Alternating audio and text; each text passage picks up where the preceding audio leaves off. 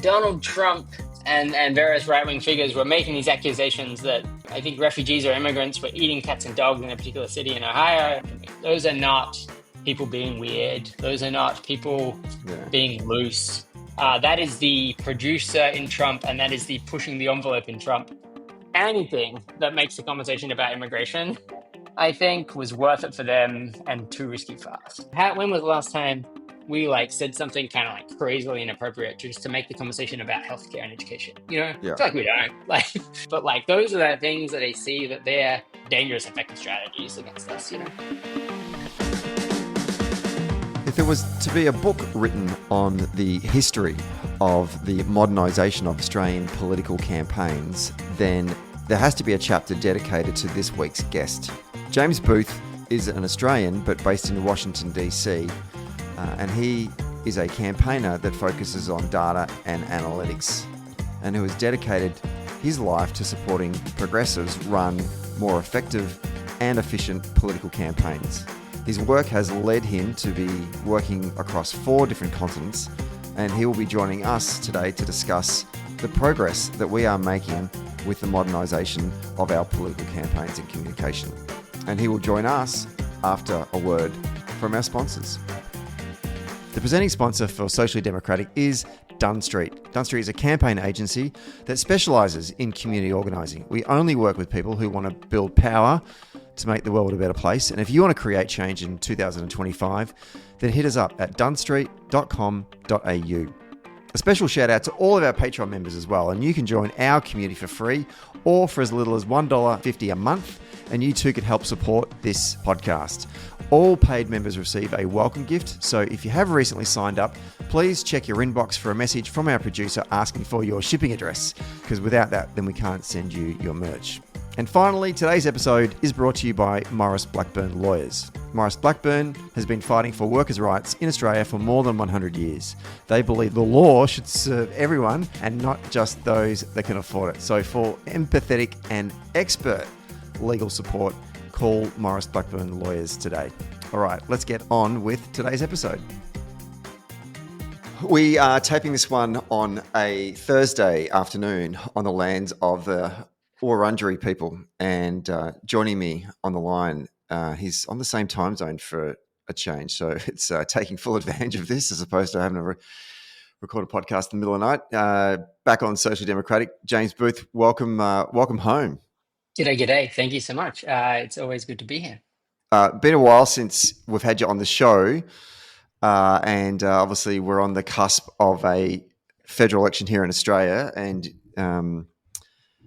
we had the last time you and I spoke was in the lead up to the last year's US presidential election, and I just thought it was a good opportunity for you to come on the show and just talk a bit about data analytics and the role that it plays.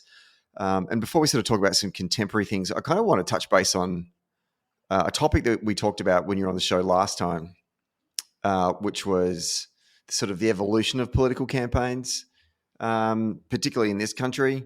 But we're influenced by what happens in the United States as well, a bit like, US fashion. What's happening on the streets of New York, we'll be wearing in 5 years' time kind of situation with political campaigns as well. But if I think about and feel free to correct me on any of this, but in the 1990s, political campaigns in this country really were heavily focused a lot on spending a lot of resources on TV and mail.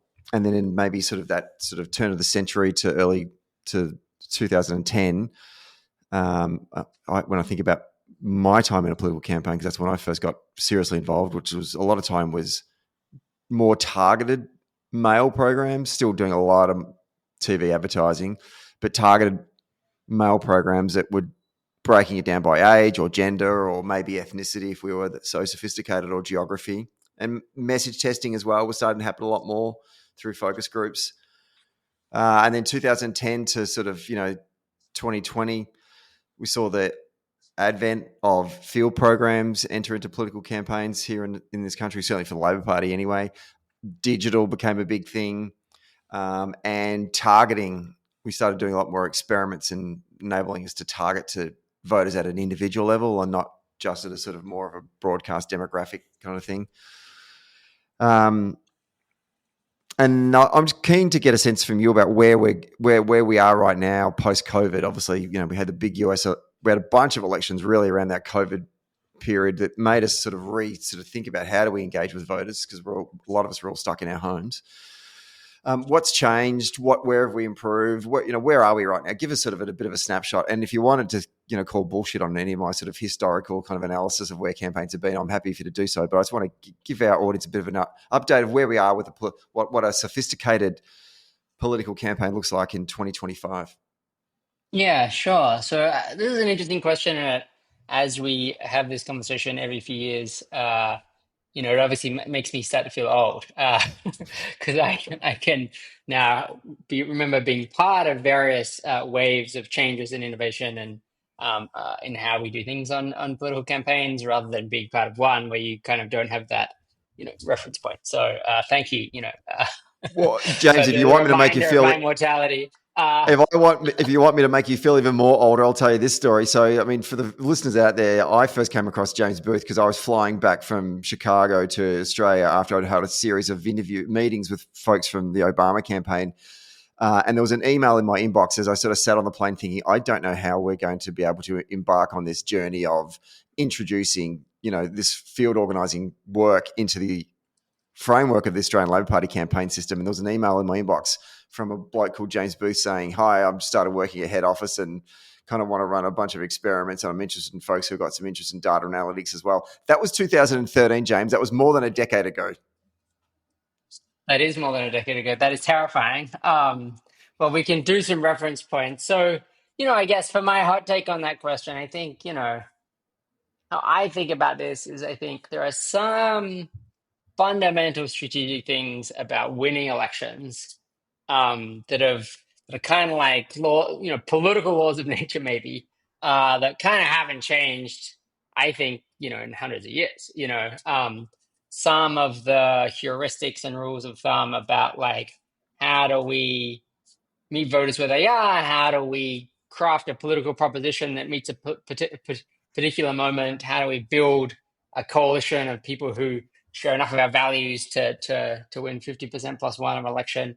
Those kind of fundamental strategic political questions, those political judgments and positioning, and all the kind of upstream parts of building a political movement. Those things I think change really slowly.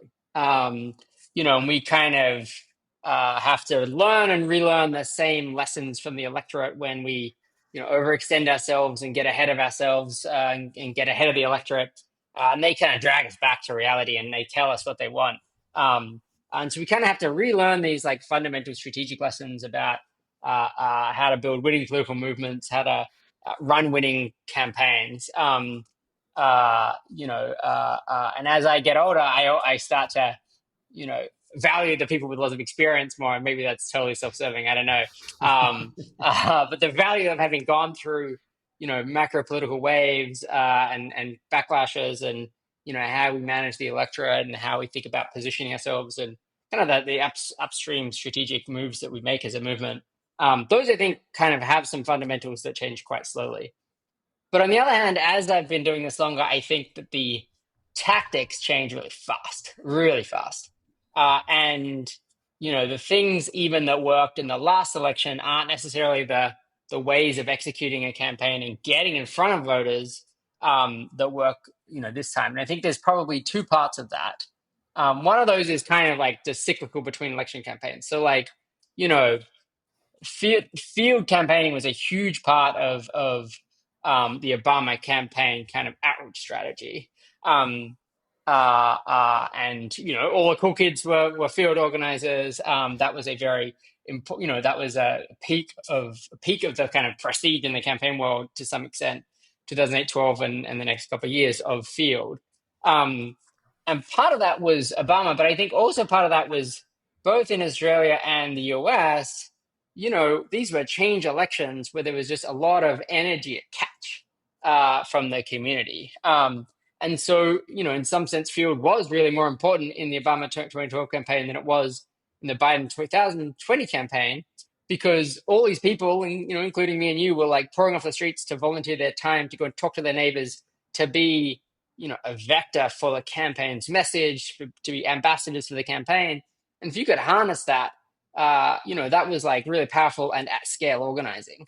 In 2020, obviously the field program was a very small part of, relatively small part of Biden's 2020 outreach strategy, or his tactics he was using, because for most of the year we were in a pandemic, and this is an extreme example, but we're in a pandemic and we couldn't go outside.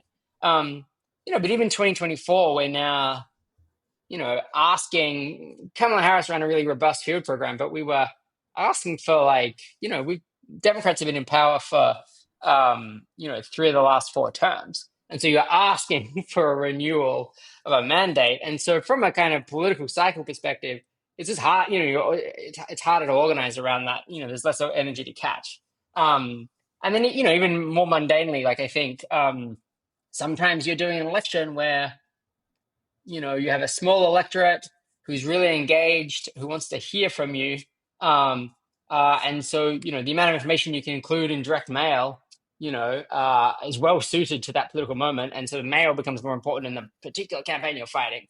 In other campaigns, you've got, a cheap media market where you can buy TV ads. And so maybe TV comes back in as a higher part of your spend, And so I always, whenever we have these conversations about does XYZ mode work? I always find that it's the mode that, the mode just needs to meet the moment, in my view on political campaigns. Those tactics just need to meet where the voters who happen to matter in that election are, so that you can go and meet them, the resources and energy that you're able to harness to connect you and the campaign message with the voters. Less and less do I believe there's something kind of special about mail versus digital or whatever. They're just kind of mechanisms to carry, our message. So that's kind of a structural answer, to the question. But that changes kind of so fast between every election, and between every election cycle, there's multiple types of change that's happening. I think in the moment we're in right now, everyone has been talking, and especially the young digital kids have been talking for a while about how digital is on the rise. And it's an increasing share of the attention voters are paying to politics and to everything is on digital channels. And that's been true for a little while as a kind of increasing share of voters' attention. But, in America, TV consultants have still been in kind of a dominant position, and a lot of resources have been spent through them. But I think the last couple of years, it's only just started to tick over. If I think about 2020 itself, there was a large increase in TV viewership because literally people were stuck at home during the pandemic. And so they were turning their TVs on more. But in 2024, all of a sudden, these trends that have been happening for a while, it's suddenly true that people are, a large share of the electorate and a large share of people's time is now on these kind of new digital channels. And those digital channels themselves are changing very fast. And so, I'm, was never a digital campaigner native. But I think that's where a lot of the kind of bleeding edge is at the moment, and those are kind of rapidly changing channels where you talked about micro-targeting 10 years ago, Facebook and Google can just shut down and have shut down micro-targeting capabilities for political campaigns. They've woken up and said, actually, you can't advertise politically at all. They've those platforms have total control over their over their environments. And when we think about digital, that's a lot of it for paid ads. And so, I think we are more and more, digital is kind of, everyone's been talking about this for a while, but it's actually true that that's a lot of where the rubber is hitting the road these days. And we're suddenly having to kind of pay attention from a more strategic perspective, even though the young digital hustlers have been telling us for a while. Yeah. There's a couple of things that you talked about that I think I kind of want to unpack. Maybe one or two comments and then a question as well. Even as a campaign practitioner, and I think about my own journey along this way, it has evolved, and in some ways that also should probably be a mirror to how campaigns have evolved, and which goes to the point you were saying before about the tactics that we deploy at each campaign really are determined based on the arena that we are fighting in that moment, right? Stephen, I hate to refer to myself as the third person, but me in 2014 was I was a organizer zealot. I still am an organizer zealot, but yeah. We'd run some experiments that really told us in that moment that we were throwing good money after bad we were spending way too much money on mail, basically. And I was internally within the Labor Party trying to find resources to pay for field organisers to fund a field program. And certainly here in Victoria, we were spending like $1.5 million on direct mail. And I was like, going, this is not having any impact. And so I was like, we need to rip money out of that and put it into a field program, right? Because of this, the research that had been conducted had told us that it would be better off if we have organisers recruit and organise thousands of people to go knock on people's doors. That's going to have a greater impact than a mail piece. Having said that, though, fast forward to, late last year, I'm running a Melbourne mayoral campaign and, I'm trying to find more money to put into more mail more mail to go out there. I was like, oh my God, how have I become the mail person again? What have I, and you got to stop and remind yourself, hey, things evolve, right? Right. So that's one reflection I wanted to kind of share to just to support your point there. I think mail and field are the most kind of robust programs. Like the analog world changes less fast than the digital world. So like phones, I think, have just been obliterated in the last 10 years. And this has been a lot of my work on the polling side has been like, how do we poll people when they're answering the phone at such lower rates these days? But from a direct voter contact perspective as well, if you're a young person, you get so many phone calls and text messages. No one's answering. Who's answering a phone from a number they don't know anymore? No one's doing that. Yeah. But like, if there's only literally so much space in your mailbox. And so like, it's kind of like young people have come back a little bit to mail relatively because, they've gotten really good at screening out the other incoming. And I think literal door knocks, in 100 years, we'll still be knocking on people's doors on political campaigns because, all else fails, whatever ad blocker or phone screener or whatever technology we're using to communicate that's rapidly changing and generating blocks to incoming spam, we'll still be able to like knock on someone's door when they are physically there and have a conversation, So like, to me, like, and mail, it has the same kind of robustness. Like it's always gonna be part of the mix because it's now, it's analog, like, and in an increasingly sophisticated digital world, analog kind of like doesn't change as fast, like, anyway, that's just a side note, I think, but no, we'll find out if that's true. Yeah, but I mean, anecdotally though, to build on that, like for the Melbourne mayoral campaign, our direct voter contact program, what struck me was, and this is obviously something that's happened since COVID, because the turf that we were knocking is inner city Melbourne, right? So it's the suburbs of Kensington. Certainly the ones that we could get access to. Obviously, there's a lot of apartment buildings and stuff, but like the old traditional residential parts of Melbourne that were in the electorate: Kensington, North Melbourne, Carlton, East Melbourne. Historically, pre-COVID, when you knocked on those doors, the answer rate during the week would be low because everyone's at work. Right. And the answer rate on the weekends would be low because everyone's out having a coffee or doing things. Having a good time, yeah. Yeah, as you would. Post-COVID, the answer rate during the week, oh my God, it was through the roof. Everyone's at home and they're all working at home and they're keen for a chat. They're like, oh yeah, absolutely, I'll talk to you. Yeah, tell me about it. What's going on? And also a bit weird getting door knocked by someone in a mayoral race. Like that just never happened. So this was there's a novelty there as well. We'll go, this is fantastic. I've never had this happen to me before. So up for a chat at home. Right. Like, and that's money, and I think that changes. Like, I think that is a tactical thing that you've got to figure out almost literally in every campaign, and it's so easy, so easy to fight the last war, and it's so easy to get trapped in a like, is mail good or bad permanently forever in all circumstances kind of mode of thinking where like depends on the moment, that's my take.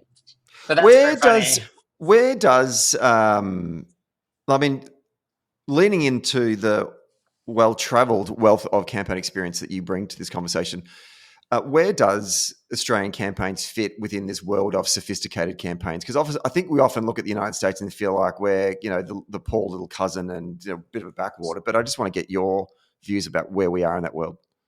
Yeah, I mean, I think it's very easy to look at US presidential campaigns as a kind of standard and reference point. And there's always lots of attention to that. There's always lots of people who come out of that. And I worked on the 2020 presidential election, and like people are interested, right? And I don't, but to some extent, it's unlike any other campaign in the world. Mm. There is billions of dollars spent on a presidential campaign. There are thousands and thousands and thousands kind of head office employees, tens of thousands of people across the states.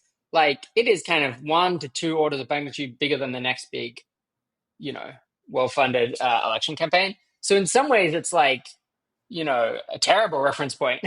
And what you end up doing, five people can do the first 80% of a political campaign anywhere in the world, and that's the case in a presidential campaign too. And so what you end up doing is spending a lot of time and money.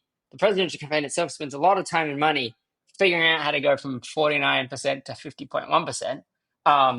And just as much time and money as you spent on the Melbourne mayoral going from 0 to 49, because like there's a finite number of decisions that get made in that process. So in some ways, I think that's like it's a yardstick to be careful about because so much of the, so much of the attention is on that last mile. It is a lab for innovation that can then be stolen, which is good. But I think you should be just a little judicious in the comparison, and that's just a lead up to say I'm like it's like very nice to be home right now. And so this is not just a nostalgia speaking, I think, but if I think around the world, like Australian Labor Party, I can give my subjective take and an objective take. Very, very politically sophisticated organization. And I think it's politically sophisticated as anywhere in the world at getting those strategic decisions right. And that requires both kind of organization, it requires talent, and it requires, culture where kind of succeeding on an election campaign is kind of rewarded, and that's part of the goal of the political movement.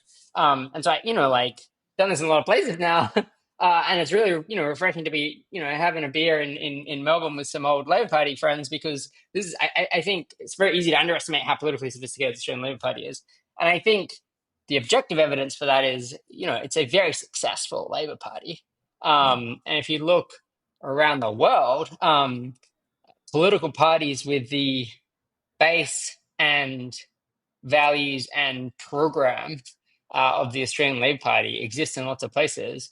And I don't know if there are any that have had as much electoral success and legislative success as the Australian Labor Party. Like the Democratic Party is a much broader church in a much more diverse country with, massive kind of divisions in the coalition that need to be stitched together, both ideological and kind of socio-demographic fundamentals of the country that are different. But I don't think there's another country with as effective a Labor Party at winning elections and then driving change for kind of the people we represent, politically speaking.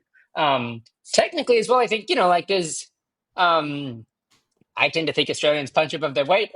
And I think so I think there's lots of good stuff done technically on campaigns here, and lots of smart people doing smart stuff. And so I think the Australian, folks in the Labor Party should not underestimate like the potency of the movement and the training you get by doing an Australian Labor Party campaign, and is very good. And I think there are lots of benefits, and I've loved serving on presidential election campaigns. And there's lots to learn, and there's kind of a cutting edge campaign craft that can happen there with the resources you can deploy to that kind of innovation. But like I said, that's a US presidential election campaign is an exception in the whole world. When you think of the kind of 100 campaigns that happen some years, or 50 to 100 campaigns that happen some years, that's way outlier in terms of money and resources and stuff like that. So I don't know, that's how I'm feeling, at least sitting here in Melbourne right now. You mentioned three conditions, which I want to ask you about one of them, and that was culture. And I've talked to folks Yeah, that have who are not natives to our fair shores, but have campaigned here in Australia with and for the Labor Party, but also with other social democratic or Labor parties overseas. And one of the things that they've said to me to that point about culture is that they've said, you Australians in the Labor Party, your culture is so driven up to actually the goal. Like you want to win harder and badder than we do in said country overseas. I don't want to pick on particular. yeah, Yeah. And that they've said, I wish we had that culture in our party, because you are, and maybe sometimes we're so determined to win it, we can be a little bit bloody minded, or a little bit kind of winner takes all, kind of get out of my way, or else I'll blast you out kind of thing. But broadly speaking, that is, and I find that, when I do travel overseas, is that sometimes people will settle for, near enough is good enough. Whereas for us, it's kind of like, no. yeah. If we don't win, I am going to be fucking pissed off. Like we have to throw everything at Right, this. right. Totally, totally. I think I've thought a little bit about why that is. I think building an organization, building an institution, really, and building a culture is, an endeavor that takes many people and generations, and it's very hard to kind of pinpoint a causation. So I don't, I'm very grateful, to have been, gotten to like live and work and be a part of that kind of a party movement. Um, Structurally, I think it does help that we have well-run elections in this country that are compulsory and that are preferential voting. It sharpens the mind and removes ambiguity that the election is coming down to the people in the middle.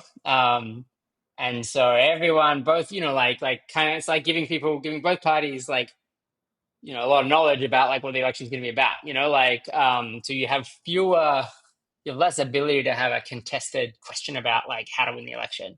Yeah. People might say, well, we need to choose our values over this political position for non-strategic reasons, but you are much less likely to have a conversation about like what do the voters want, because we know who the voters are. Yeah. And so certain strategic conversations are clarified, I think. But I don't, I don't think that's the whole story. I think there is something unique and special about the Australian Labor Party. I still think, as a movement that's committed to serving its constituents and serving the people we try to represent, by forming government and implementing programs to serve them, and that is something that's like deeply ingrained and taught in all of us, right? As youngsters. So there is an X factor there, but I think it does help to have compulsory turnout and preferential voting, which means there is no path to victory for reducing the base. There is no, path to victory other than being the best preferred party against the libs. And so it kind of simplifies the game. Like Yeah. the rules of the election are simplified down to the core, and so you don't end up having proxy. You can't have a proxy fight about ideology in the form of a conversation about strategy. Those things get cleanly separated, and then there are highly contested, obviously, questions about ideology and values, and then there are questions about strategy and how to win an election. But there's no kind of confusion, because Yeah. the rules have been set by the Australian Electoral Commission, and like it's all very clear and rational. And I don't know. That's like one piece that I think matters. We let's turn our attention to the United States for a moment. I mentioned at the top of the show that we met in September last year. First week of September, yeah. Yeah, which was a part of you were a part of the you're one of the host organizations for the annual Dunn Street United States engagement mission, and also some great deli sandwiches we had that day for that lunch session. And thank you, congrats. I got you. You did. They were huge, but they were huge. Americana, yeah.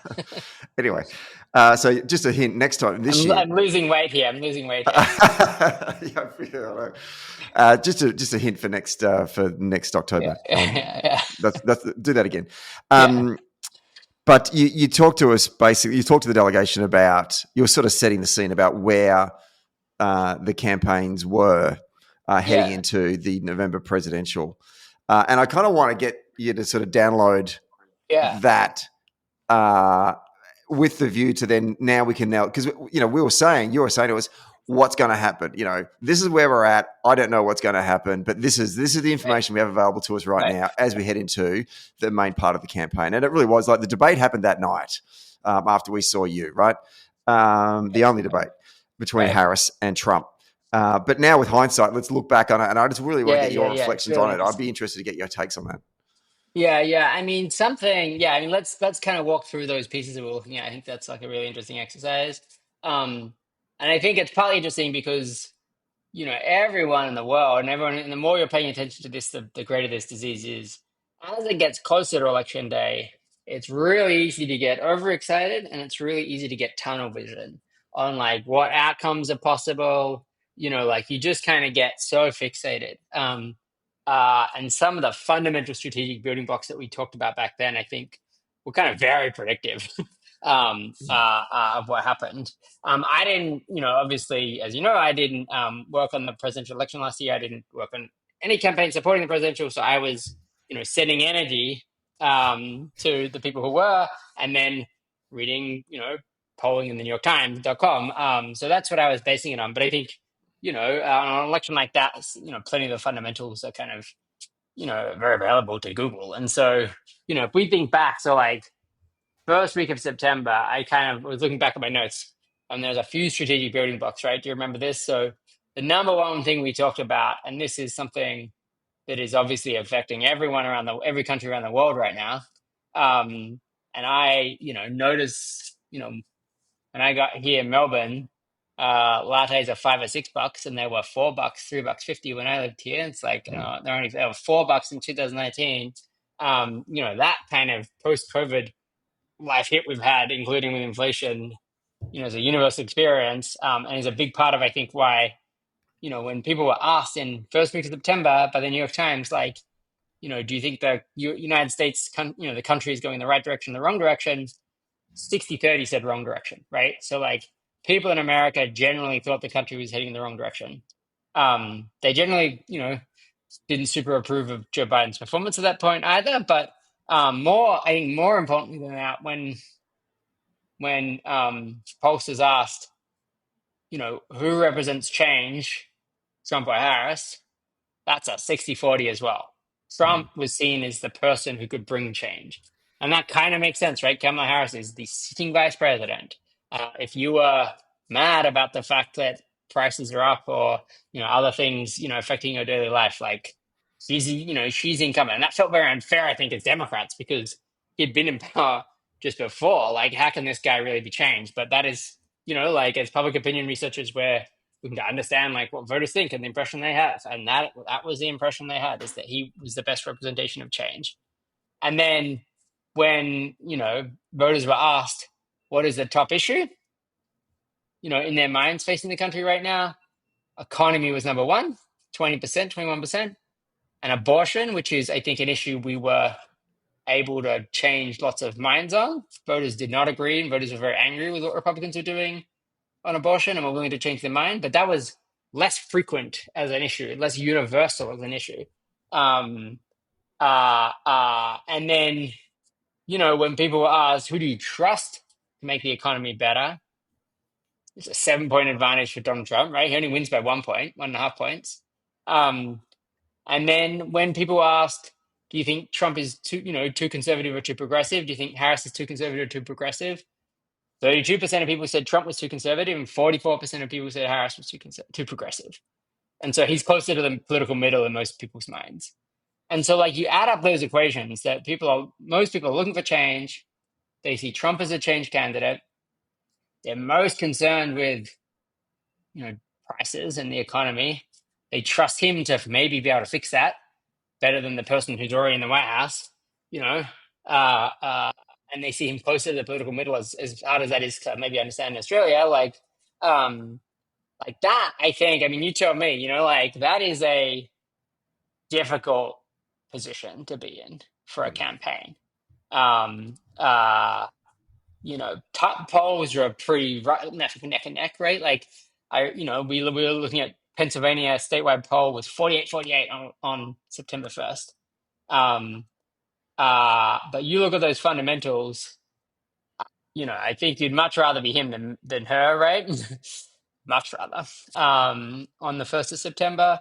And, I think it's an interesting question, like, how much, like, that's a pretty big lift, I think, that picture. Um, that's pretty, if you're polling a race and you've got that on your side or you've got that against you, those are non-trivial splits, especially in a country as polarized as America. Like when 61% of people say that Trump represents change, that includes, roughly speaking, 10%, 10 percentage points of that are Democrats who kind of saying a lot of polls that they don't like him no matter what. So that was what we were talking about in the first week of September, and I think. Obviously lots of things happened after that. I don't know if that was before or after the cats and the dog eating the cats and the dogs episode. It was before. Before we could talk about that. And lots of $1 billion got spent by each side, something like that after that. $50 million got spent that week, and at least $1 billion between them got spent. I'm struggling on the math, but that I think those building blocks probably explain quite a lot about what was about to happen, right? Like realistically. And, to be fair to the Harris campaign, she had like 103 days or something to campaign and turn it around. Trump basically had been the opposition leader, even though they don't have that in the US system, but he effectively was an opposition leader for 4 years, had been the president of the United States, so had pretty good name recognition. Pretty good name recognition. If you're in charge of the Harris campaign, like, can you turn that around where you've got such a tuned in electorate? Like, she had the debate that night, and broadly speaking, people felt that she won that debate. Trump, and obviously the Trump campaign, didn't want to debate her again because I think they saw that as a weakness and would expose elements of him. But I mean, so there's this sort of argument. There's this theory being put now, which was the election result was baked in, even in that September moment, that it was, it wasn't going to change. She was going to lose. If you're a campaign manager, what do you do differently when you receive that kind of data to change course? You said something when we caught up yesterday, which I thought was interesting about, adjusting. Was it a ship? When you move 1 degree? Sure. Yeah. I mean, all of us in politics, I think from presidential candidates through to whatever role we play in the movement, we're all doing this together, and anyone's ability to change things. Obviously, Kamala Harris much more empowered than you or me, but I think a lot of it was baked at that point. And I think the analogy I was using was if I'm doing polling and research or trying to advise a campaign, if you're doing that 4 years out and you can chart the course a little, adjust the course a little bit and start communicating with voters, build a relationship with voters over 4 years, you add up the small angle change in the container ship, and 4 years down the track, you can take a political party to a very different place in voters' minds. Whereas if it's 100 days from election day, really no matter how fast you try to change the ship, there's only so far you can take the electorate, just, by the geometry. And we, political movements, particularly like presidential campaign and the Democratic Party brand in the eyes of voters, and the Biden-Harris administration in the eyes of voters is more like a tanker ship than a skiff that can pivot. No matter how much the campaign is, the campaign really smart people. They're reading all the same data. They're reading better data, but it's not, they can move the kind of tactical ship that is the campaign apparatus. They can move the ads very fast. They can move the programs very fast. But voters, like elections are about, it's not, cliche, but it's not what we're saying. It's what the voters are hearing. And, from the perspective of what the voters are hearing, they're kind of hearing a container ship, and they've been hearing things every day for 4 years of the administration. Like, how fast can you change those impressions? I think there's a limit. You can't bake a cake. You can't start baking a cake at 4 p.m. on Christmas Day. Like it's Yeah. like that's hard, Yeah. I think. I often say about field programs, you can't microwave a field program. Yeah, exactly. It sort of applies to it, which, on reflection, it makes you think about sort of, I get it, you don't need to answer this question either, but I'm reflecting at the moment as you're talking about that. How much change do we really think we're going to see in the polls or in the minds of voters, or how much reliance is the current Albanese government putting in, like the rate cut that they were looking for? And I said to someone yesterday, I was like, oh my God, if we're getting excited about, or if we're relying on 12 angry men of the RBA meeting once a month to make some announcements, and that's what we're pinning our electoral hopes on, that we've got bigger problems. One thing I do want to ask you about is, what did we see from? There's got to be lessons to be learned from the way that the Trump campaign did campaign, that we can take stock from. Like, I often get that question when I was a party official. People would say, Stephen, what are the Liberals doing in terms of field organising or whatever? What's the other side doing? And I must admit, I was never very good at looking at what the other side were doing, but I want to get your insights into what we're seeing from the Conservative side in terms of their sophistication in political campaigns. Yeah. So I have probably a couple of things on that. Maybe I think I'll preface this by saying I think I don't tend to be of the school of thought that we should overlearn the successes of Trump. I think some of that is overdetermined.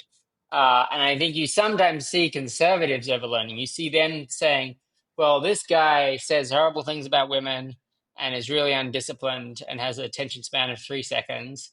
So let's all do that. And so let's do that. And people see, it seems that people like that. Yeah. But actually, I think those things just happen to, like, Trump has some obvious unique talent and is obviously a political animal with a very good intuition, and is particularly very good at a few things. But he's also really kind of messy and sloppy, and like that kind of comes as a package. And if you're a campaign manager, or like, be a disaster, it'd be, it's very stressful. And I think that the messy things he does, kind of part of the package of and kind of part of the reason why he's good at some other things.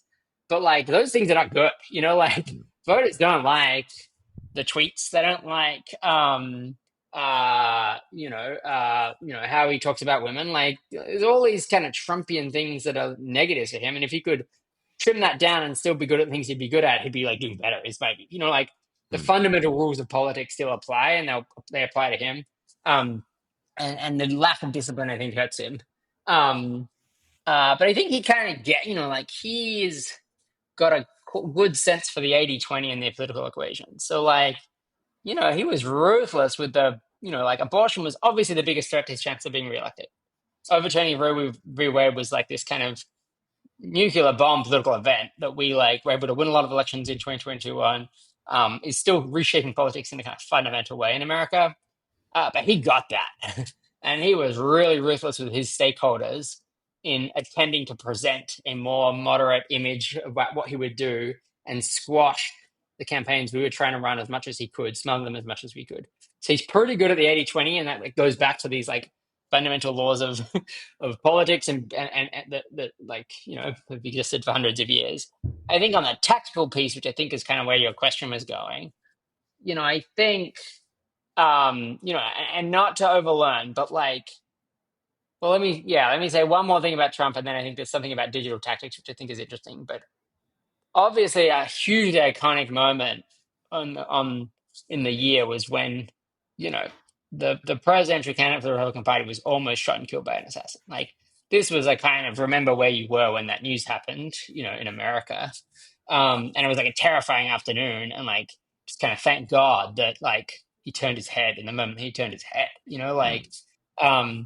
but and this is not to underplay the gravity of the situation, but when you watch the event from multiple shots, you can see the cogs turn in his mind when he's down there and the security guards and the Secret Service trying to get him out, and the producer and politician in him emerges, and he finds the flag, finds the camera, and gets the shot, and he was you have to assume that if I'm in that position, you don't know how many shooters there are. You don't know who's going to try to kill you if you put your head up.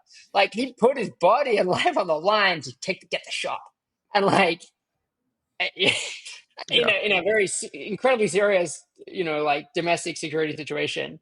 I don't know if that was wise or whatever, but like you kind of have to respect it. Like the instinct was just there, and that photo like will be hung in the presidential library and whatever. It's unbelievably iconic. Um, so so he's got that producer's instinct there. I think how that like I think every political campaign reflects its candidate to some fundamental extent. Like as campaign staffers and working on campaigns and advising campaigns, you can bring both, shoe leather and hard work and craft and experience to that. But I think always kind of something about a campaign like fundamentally like emanates out from the candidate. Sure, I don't know. I'm sure that's been your experience as well. Mm. I don't think that's like controversial. And so probably some of these things, like that they do, I think well and interestingly emerge from him.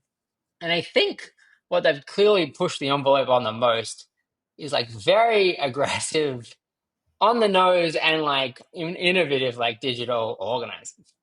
They've not been scared to do things that like the kind of Zoomer meme world they've been active in, and the right wing in general has been very active in the space for a while. But like I think millennials, like elder millennials in particular, have a little bit of a blind spot because it's the immediate previous generation's language. And all of a sudden we're not like so young anymore.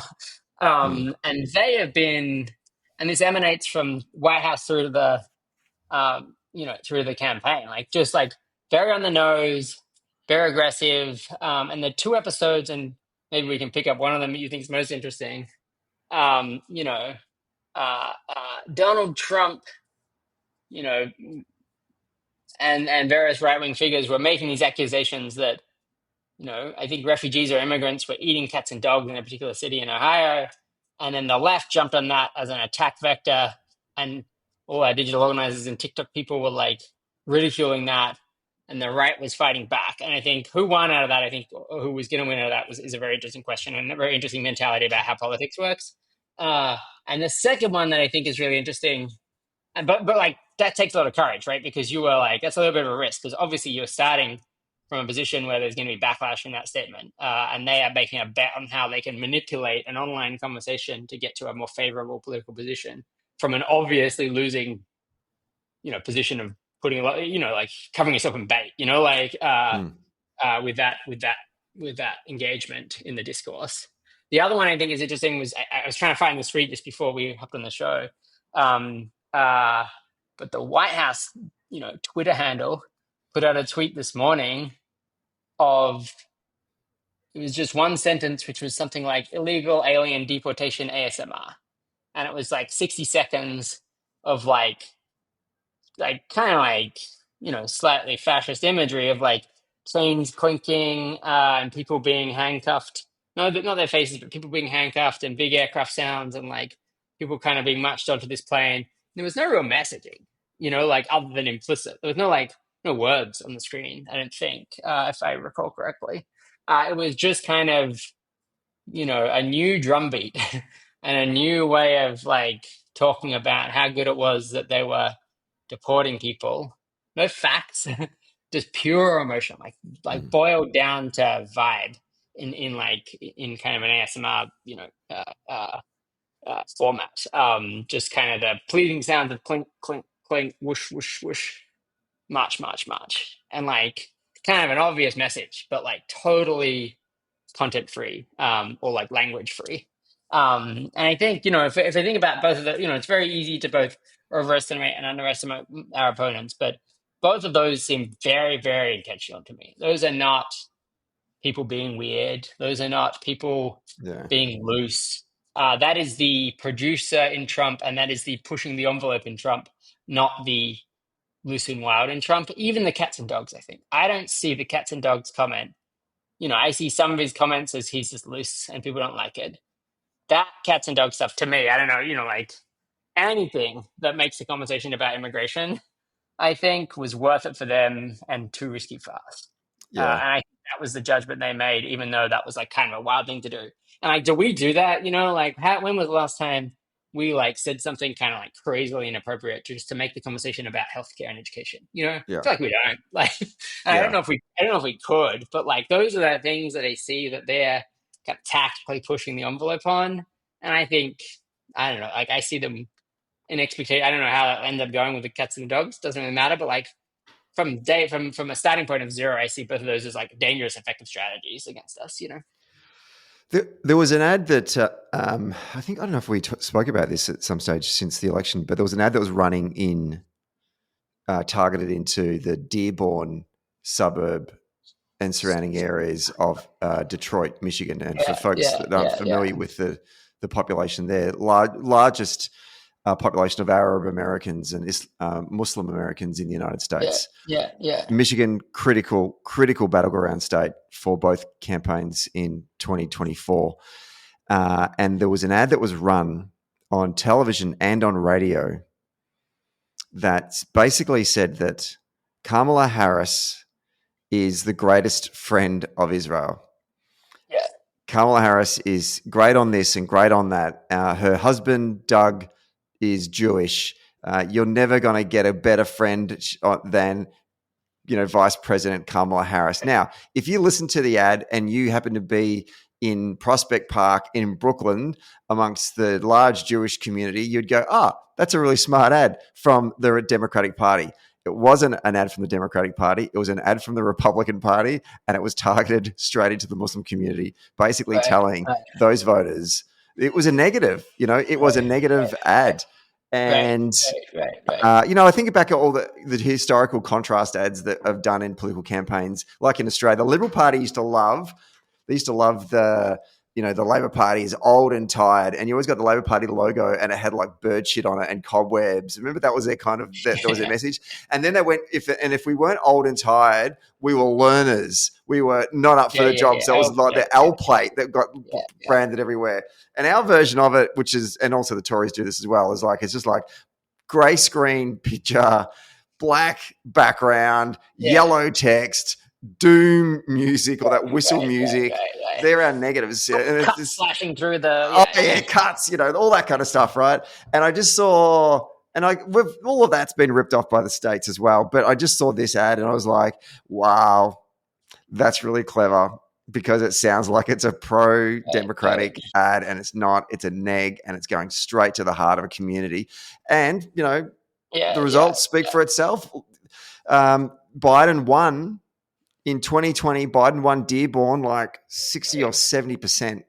And in 2024, Harris won Dearborn. Sorry, picked up like 37% of the vote in Dearborn. Trump got 49. Like it worked.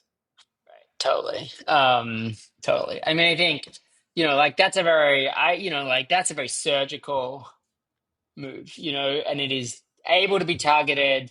It is a targeted message. It is obviously not something that the campaign can do. It's obviously like unethical.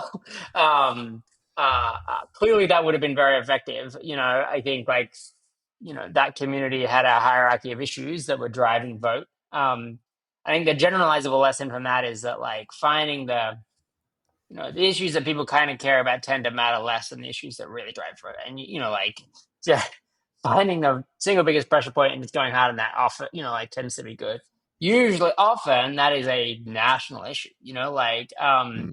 When we investigate this, everyone is always interested in like, should we be talking about should we have different issues for different communities and so forth? Often it's the case that like it is true that like human beings have lots in common, in the country. So often you tend to have kind of predominant issues facing everyone. We're all kind of living in the same place. But I think that was an exception, and an exception where the group was geographically located. Until you could have someone, some nefarious group do something like pretty surgical and I'm sure very effective. But I don't know,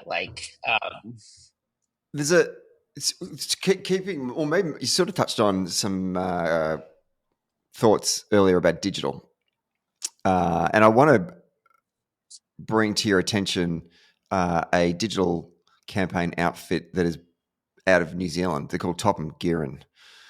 They worked on the Liberal Coalition Morrison 2019 campaign here in Australia. They worked on the Tories or the Conservative Party's campaign in the UK in the same year. They were working on the 2023 national campaign, the Conservative Party in New Zealand. Dutton has hired them for the 2025 campaign. And they basically do digital advertising, digital campaign work. One of the senior partners of this firm said, and I quote: "The key lesson of whatever you're doing political campaigning in New Zealand, the UK, or anywhere else, or if you're selling anything at all, it's just finding ways to make it entertaining so that you can win the battle of the thumbs, getting people to stop scrolling, watch your ad, and hopefully do something off the back of it." Yeah, And I just want yeah. to get your reflections on that from a sort of a sophistication level. Like, I mean, it's pretty basic, isn't it? Just sort of, I we mean, just it's need to kind of have yeah, yeah, yeah. ads. It's kind of it's one of the fundamental rules that like, but like, I think it does ring true, and I think it jives with the conversation we had at the top about like how fast the tactics move.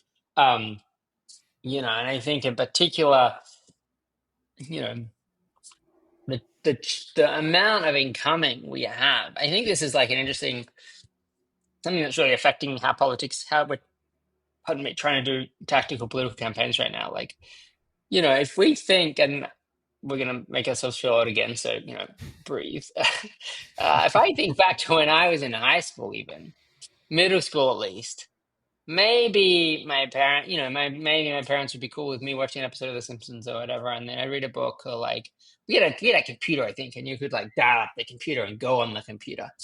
But like fundamentally, the only incoming was the landline ringing, I think, basically. And then you could consume live broadcast media and go specifically on the internet, but like consume live broadcast media was the other main way. But that's not incoming. That's like passive, and you have to choose to opt in each time. If you think now, like we live in a world like defined by having a phone on us. It is not just a telephone, like when we were in middle school, but is also a computer and is also a social connection to everyone basically we've ever known, Mm. and a whole lot of other actors who want to talk to us and advertise to us and sell us things. And so the volume of incoming that we have, I don't know. I feel like I wake up every day with like dozen, 2 dozen text threads have popped up overnight, like between email and social media and even just like group texts now, like there's everyone I think is living in this world of like constant connection, constant volume of incoming. And so it's kind of changed the experience of interacting, relating with people, and consuming information in a way that's been a rapid but like boiling frog situation, like that's actually very different to the landline rings once or twice in the night, and you're hanging out reading a book, Mm. like how many messages have you and I gotten on this call while we've been having this conversation, and how many social media actors, either our friends or other actors, have in some way tried to communicate with us in the way that they are communicating with the whole world, like a lot, Mm. and so as political campaigns, if we want to be part of the latter camp, uh, where everyone from influencers to advertisers to corporations, are all kind of in this global location on the internet, on social media, all trying to get everyone's attention. And then we are operating a political campaign in a particular geography, trying to compete in that environment. Like that's extraordinarily difficult, Mm. and so, I don't, it's not my job day to day to create content that like gets people to pay attention to that rather than what, I don't know. I don't know who the influencers are, Andrew Tate on the bad side or Taylor Swift on the good side or whatever, I like trying to advertise to everyone around the world too, or talk to, communicate and relate to everyone around the world too. Um, that's pretty high bar, I think. Yeah. Um, and I don't think I don't, we're still coming to terms with kind of like how that changes how we build political campaigns, and how we can communicate with people. So it seems totally like, totally a reasonable take, but I think that's a particularly hard, or maybe I'm just, I'm not a create the content kind of, campaigner, but I think it sounds really hard to me. It's an area that I'm the weakest on in terms of a campaigner. I always see Yeah, to some of I'm the leaning on other experts. people. I'm leaning on other people with that one. Without a doubt. And the fact that it's the one that evolves the most, to your point, I completely agree. It's the one that the evolution of it is so quick and from cycle to cycle. And so if I was a practitioner in that space, I'd be just flat out exhausted. My head would be spinning constantly just trying to keep up and work out what the hell I'm going to do next. So props to them for those folks that do that. It's God's work. James Booth, we've got to go, but we really appreciate your time on today's show, as always. And obviously, it's a big year this year. We've got a Fed election coming up at some point, maybe sooner than we know. Who knows? But we thank you for your insights today. It's great to have you on the show. We look forward to seeing you with the Dunn Street US mission in October this year. And safe trip home. Yeah, we'll get some sandwiches. Thank you for having me. Always a great pleasure. Good stuff. Thanks for listening to this episode of Socially Democratic. Like the podcast? Hit the follow or subscribe button and be sure to leave a review on Apple Podcast or Podchaser and get all the latest updates on Socially Democratic by following us on YouTube, Facebook, Instagram, Twitter, Blue Sky, and LinkedIn. See you next Friday.